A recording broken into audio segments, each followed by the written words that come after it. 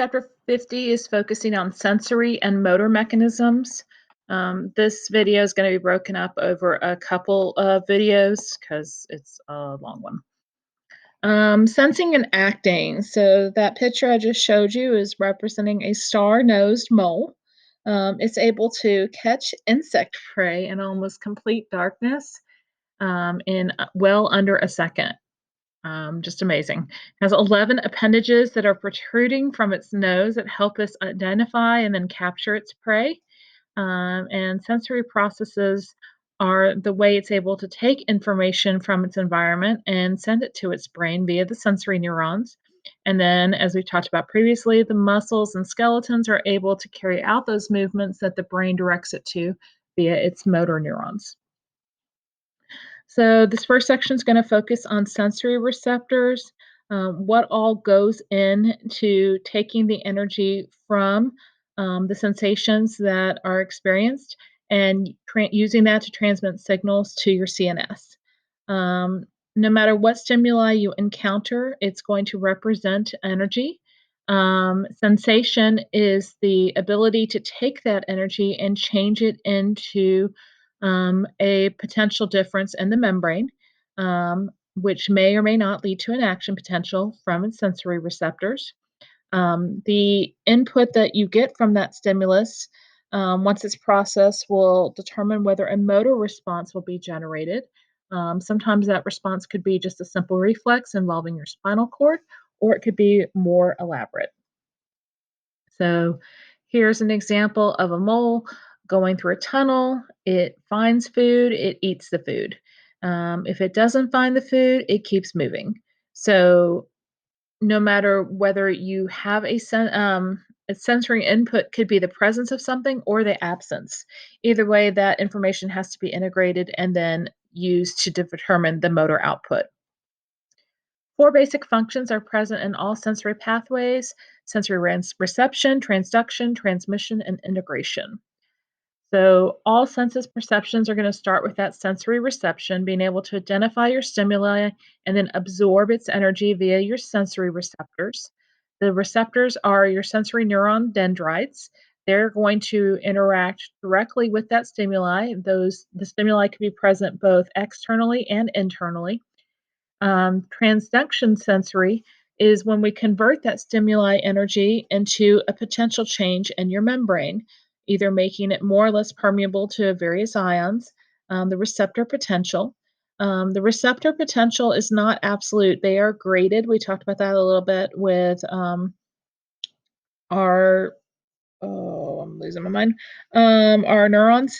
They are graded potentials, and so depending on the strength of the stimuli, the magnitude will vary. If you think about pressure on your finger, depending on the level of that pressure, you're going to feel more of a sensation. So depending on how strong your stimuli is, the magnitude of that potential will vary. Sometimes it will result in an action potential, other times it will not. After the energy's been transduced, it's ready for transmission. Some sensory cells will generate action potentials that are transmitted to the CNS, while others are neurons that some of those receptors are specialized neurons, others are cells that are going to generate neurotransmitters that are able to regulate the neurons. If the sensory neurons are able to produce action potentials, their axons, again, are going to be extended all the way into the CNS to work with those inner neurons. How the sensory receptor responds will depend, again, on the intensity of the stimuli. If your receptor is a neuron, and you have a fairly large receptor potential, you're more likely to have frequent action potentials. If it's not a neuron, if you have a larger receptor potential, you're going to have more neurotransmitters released, which will cause the potential change to take a little bit longer, but it'll be more long lasting. So there's your afferent neuron, and that is when you are directly your receptor is specifically a neuron, so it's able to send the signal directly to the CNS. While if your receptor is just a cell that releases the neurotransmitter, it's going to regulate the afferent neuron, which will then send the signal to the CNS. And so this is just kind of a picture showing the difference between gentle versus more pressure. So that if you don't apply a whole lot of pressure, you're going to get action potentials, but you're not going to get as many. When you have a greater amount of pressure being applied, you're going to have many more action potentials take place more frequently. And depending on the amount of pressure that is generated, that's going to determine how many receptors get activated. Perceptions are how the brain sees that stimuli, how it constructs it. Stimuli can travel from different receptors via action potentials along specific neural pathways. How the brain is able to distinguish the stimuli will depend on which area of the brain those action potentials arrive in. So, integration is our next step. This is the summation of your action potentials. This can occur by amplification, which is when the stimuli energy is strengthened in the sensory pathways. It can take place through accessory structures or as part of transduction, or it could be that the stimuli actually modulates the frequency of your action potential. Sensory adaptation is that what takes place as you continue to be stimulated in the same way, a decrease in the responsiveness. If you think about, again, putting pressure on your finger, you feel the initial pressure, but over time, not so much if you keep the pressure there. So, selective information gets sent to the CNS. The impulse firing will vary with your conditions, and it can take place at any level in your nervous system. There are different types of sensory receptors. There are exoreceptors that monitor the external environment, and there are interoceptors that monitor what's taking place internally. Five main types of sensory receptors: mechanoreceptors, chemoreceptors, electromagnetic receptors, thermoreceptors, and pain receptors. Mechanoreceptors are what we see when pressure is applied. Physical deformation, some sort of plasma membrane bend. It could be pressure, it could be stretch, it could be motion, it could be sound. When these deformations take place, they will increase the permeability of both sodium and potassium ions. The knee jerk response that we talked about last chapter is triggered by the vertebrate stretch receptor. It's a mechanoreceptor that is able to identify muscle movement. Being able to touch, requires mechanoreceptors. A couple of examples are listed there. These are dendrites of your sensory neurons. Okay, and so there's kind of a picture where you can see the pressure sensors that are going to represent simple pressure. You can see ones that are going to represent stronger pressure, and then you see a couple at the top that are not surrounded, and those are going to be your pain receptors. Chemoreceptors. These give information about a solution, what's present in the solution, its concentrations. Gustatory and olfactory receptors are going to be examples of chemoreceptors that respond to specific types of molecules.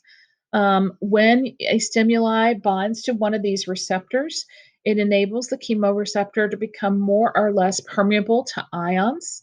The example that's being given here, male silkworm antennae moth, or the male silkworm moth, its antennae have very specific chemoreceptors.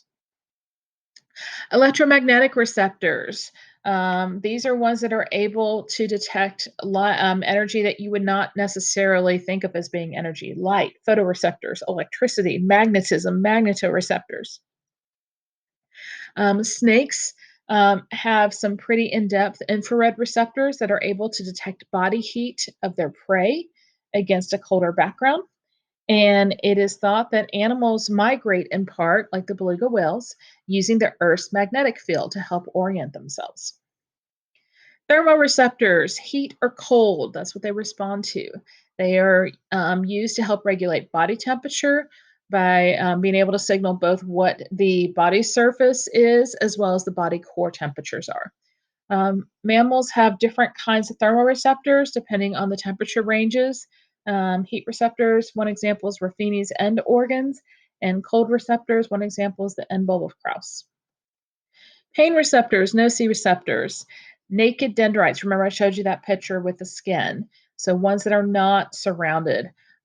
These respond to excess heat, pressure, or chemicals from either damaged or inflamed tissues. Prostaglandins help to increase our pain by lowering that threshold required for an action potential to be generated, while aspirin inhibits those prostaglandins along with acetaminophen. Mechanoreceptors are responsible for hearing um, and equilibrium. They help to to tell what's happening with moving fluid and with particles. So both your equilibrium and hearing are related in part from the being able to be detected by these mechanoreceptors. Invertebrates are able to maintain their equilibrium by using mechanoreceptors to detect statoliths movement, which are found in statocyst organs. Arthropods are able to sense sounds using body hairs that vibrate. And we're going to talk a little bit about that with mammals. Localized ears that have a tympanic membrane and receptor cells. So in mammals, both of the organs that are needed for both hearing and equilibrium are very closely associated with what's present in the ear. Three parts to your ear: the outer ear, the middle ear, and the inner ear. The outer ear is the part you see, the pinna or auricle, and the ear canal. It takes sound energy and helps to focus it on your eardrum. The middle ear is the part that's just right internal to your eardrum, and it goes to the oval window of your inner ear. It's got the three bones, three ossicles, malleus, incus, and stapes, and the tympanic cavity and your eustachian tube. Again, it's going to act kind of like the interneuron does with our neurons. It's able to take that energy from the waves that are present in the air, and then it is able to transfer it to fluid membrane waves that are present in the cochlea. So it takes it from air to fluid. The inner ear, again, is the one furthest inside. It's going to have your cochlea and the vestibular system. It's the one that's responsible for sound detection as well as balance. So there's kind of a breakdown. You can kind of see the components of your outer ear. The oval window and the round window are going to be parts that are going to play a pretty big role with this. We see the middle part of the ear, and then we see the inner part. And we're also going to spend a little bit of time with the cochlea as well.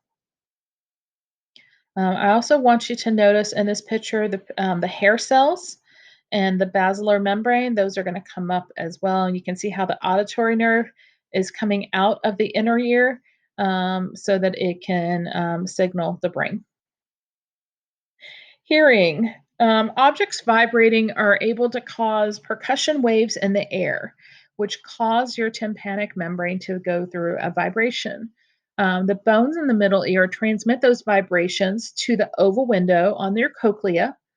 When those vibrations hit the oval window, they are then travel through the vestibular canal. As they move through the canal, they cause the basilar membrane to vibrate, which causes hair cells to bend. Why is all of that important?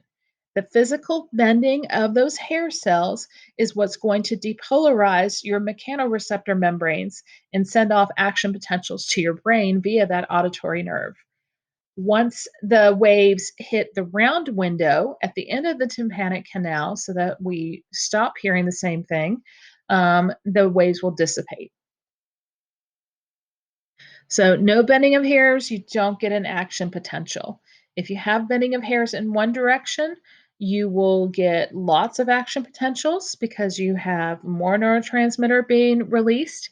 If you have less neurotransmitter being released, you will have fewer action potentials. Okay. And then this is just showing you the motion of the membrane and then comparing it to how far you are from the oval window. Remember, the oval window is where we're going to cease having those vibrations occur. So if you look at letter A, that is going to be when you are in that tympanic canal, you're still pretty far away from the oval window. So it's moving through there. When you get to B, you're in the basilar membrane. So you're seeing a great amount of motion at that point, and then that's when it's going to peak off. And then when it finally reaches the oval window in letter C, that is when you are going to, or sorry, it's not at the oval window in letter C. When it's at the axon, let me double check, make sure I got that right. A, B, C. Yeah, C is when you're in the inner part of the cochlea. That's when you're going to see the motion reach its peak. So the ear gives us information about both volume and pitch. Volume being how loud it is, its amplitude, and pitch being its frequency. Um, when you have hearing issues, sometimes they're due to amplitude, or sometimes there's just certain pitches, certain frequencies that you're not able to recognize as well. The cochlea is able to distinguish pitch because the basilar membrane is not uniform across the board, and different regions of it are tuned to different vibrations. Why are ears able to help us with equilibrium? The utricle and saccule have granules called otoliths that help us perceive position related to our physical movement.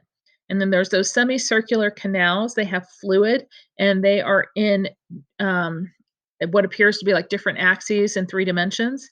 So they're able to detect angular movement in all sorts of directions. So there you can see the semicircular canals, how you can see that they're all kind of going in different ways. And you see the utricle and the saccule. In non-mammals, other vertebrates, fish have a pair of inner ears near the brain, and they along with aquatic amphibians have what we call a lateral line system that exists on both sides of their bodies. It has mechanoreceptors that have hair cells and that are able to both detect and recognize that water moving. All right, so there's your lateral lines, and you can see the lateral nerve running through, so they have a better idea of senses, what's taking place. So this will be the last section that we talk about for this first part of the video. Visual receptors are going to depend on your light absorbing pigments. Animals use lots of different organs for vision, but they have a similar mechanism, which is another way that we can look at in terms of evolutionary origins. Light detectors can range from simple cell clusters that are able to detect direction and intensity to complex organs like our eyes that are able to form images. They all contain photoreceptors, the ones that are able to absorb light. They have pigment molecules present that can do that. So invertebrates, for the most part, do have light detecting organisms. One of the most simplest we know of is the planarians. Ocelli have eye spots that allow the planarians to move away from light and seek more shaded environments. Compound eyes, what we see in mosquitoes, insects, and crustaceans have these. They have several thousand light detectors called ommatidia, which are very, very effective at detecting movement. And then we have the single lens eyes, jellies, polychaetes, spiders, mollusks. They work like cameras do. The iris changes your pupil's diameter to determine how much light is able to enter. Lens behind the pupil focuses light on a layer of photoreceptors. And then eye muscles help to move the lens forward or backward to help it focus on objects at varying distances. All of our vertebrates will have single lens eyes. Also in vertebrates, the eye is able to detect color and light, but the brain is what puts it all together. It takes the information and then perceives what the image is going to be. On the outside of your eye, you have the conjunctiva, the mucous membrane, the sclera, connective tissue, and choroid, a thin pigmented layer.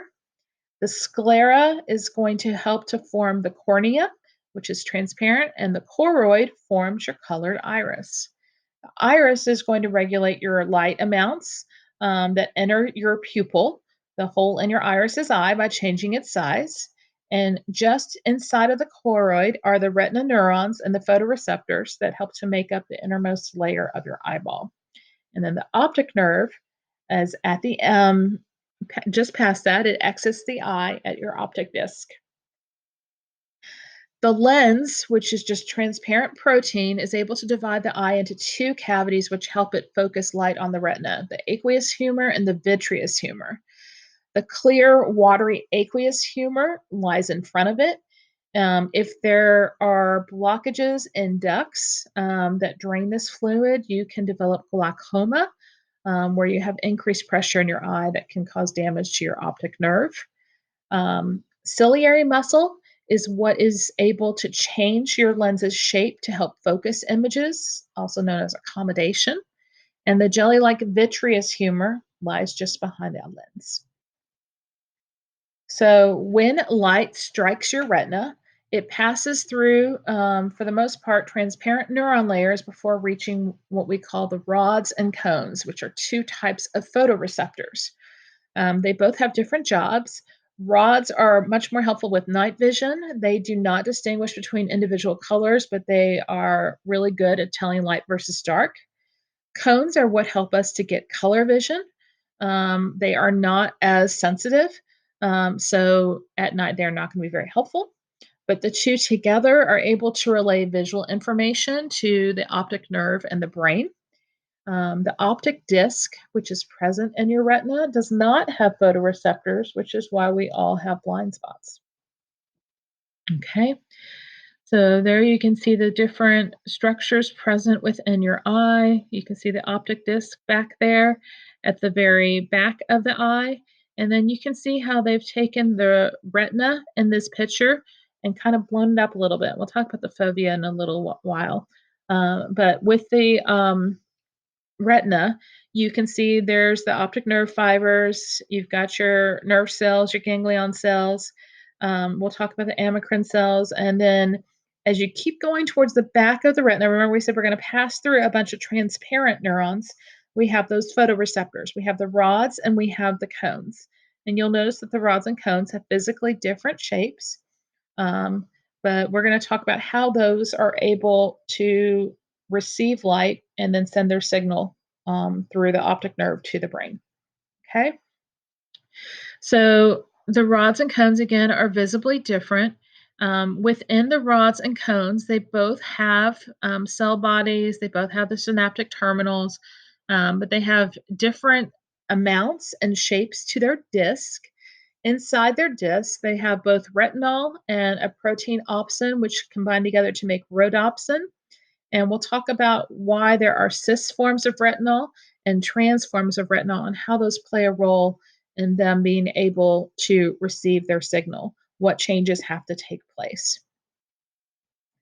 So, the transduction of your visual information to get it to your nervous system is going to occur when light enters and hits those rods and cones.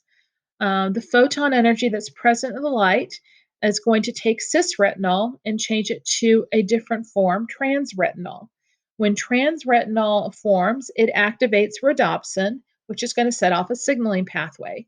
It activates G protein, which leads to cyclic GMP being hydrolyzed. Why that's important is cyclic GMP is bound to sodium channels.